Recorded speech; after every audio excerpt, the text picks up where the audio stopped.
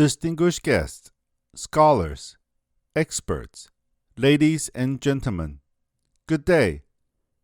In 2019, the United Nations General Assembly designated August 22nd as the International Day commemorating the victims of acts of violence based on religion or belief during its 73rd session. The resolution strongly condemns all acts of violence against people on the basis of their religion or belief, and any such acts against their properties, businesses, places of worship, schools, or cultural centers. All nations are urged to investigate religious persecutions, which are on the rise, as well as respect and protect the right to freedom of religion or belief, so as to alleviate the suffering of people who are persecuted for their religion or belief, and to promote religious freedom. First and foremost, we would like to pay tribute to those who have been attacked, threatened, persecuted, or even lost their lives in the defense of their religion or belief. Meanwhile, we sincerely pray that those who are persecuted on such grounds will remain firm in their convictions, adhere to the truth, and overcome challenges with a clear conscience, despite the oppression and suffering inflicted on them.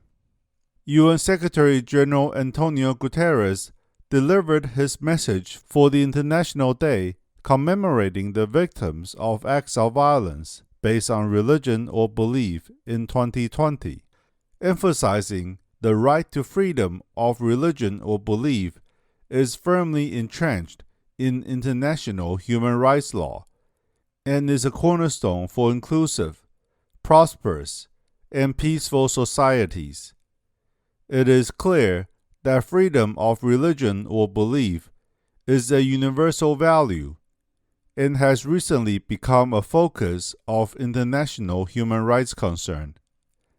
The promotion of freedom of religion or belief is the responsibility of the global community, which should be committed to fighting persecution and promoting and protecting everyone's inalienable right to freedom of religion or belief.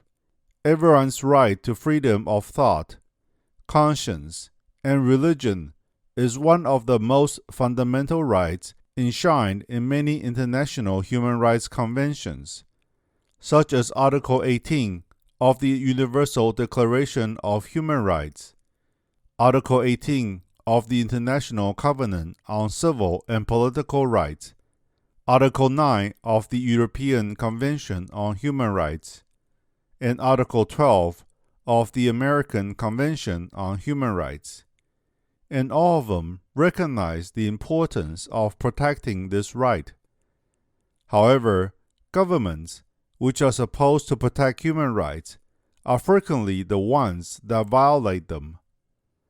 In the international community, cases of violations of freedom of religion or belief for reasons of narrow-mindedness, discrimination, power struggles, or self-interest are not uncommon.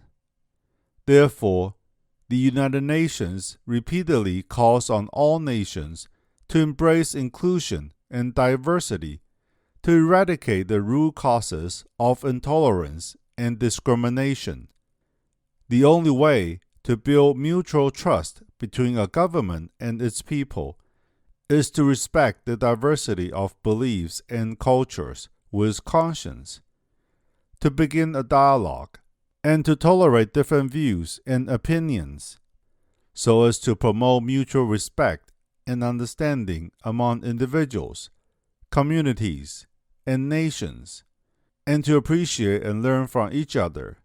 Only in this way will we have the opportunity to truly implement freedom of religion or belief while promoting global peace, harmony, and coexistence. Religion or belief is the education of life, which encourages people to contemplate the meaning and value of their lives. As a result of such revelation, people will be able to appreciate life, respect others, and cherish themselves, and they will extend their self-respect and self-love to their families and communities. Additionally, they will stay humble, respect heaven and earth, protect the environment, be grateful for what they have, and contribute positively to the world to benefit all living things. Religion or belief is a spiritual pillar as well as moral code that guides people's thoughts and conduct in accordance with their conscience. It guides us to self-reflect, achieve self-realization, improve ourselves, and do good deeds. It is a process of recovering our conscience and finding our genuine selves. Belief points us in the right path, guides us in our search for truth, and gives us the strength to move forward. Because of our belief, we take real actions, correct our mistakes, and gain a deeper understanding of the truth, purify our hearts, practice love and peace, insist on upholding justice, elevate our spirituality, reclaim our true selves, and liberalize our hearts and souls. In a democratic society, freedom of thought, belief, and religion is its fundamental characteristics. Today, we are discussing cases of violations of freedom of religion, freedom of belief, and freedom of thought in the context of human dignity, which is related to the dignity of the legal system, freedom of conscience, and the rights and well-being of all people. Only those who can uphold their faith and belief, who will not compromise with any force of evil, and who will protect basic human dignity, safeguard their conscience, and defend human rights with love and conscience, are practitioners of self-betterment that can tell right from wrong, stand tall, and are brave and fearless. I thank you for your dedication and contribution, which stem from your love for humanity and your expectations for your countries, the world, justice, and human rights. Let us work together to uphold our beliefs in the truth. We believe that by doing so, we strengthen our convictions, gain a better understanding of the truth through practice, and we become more blessed as we give out more love.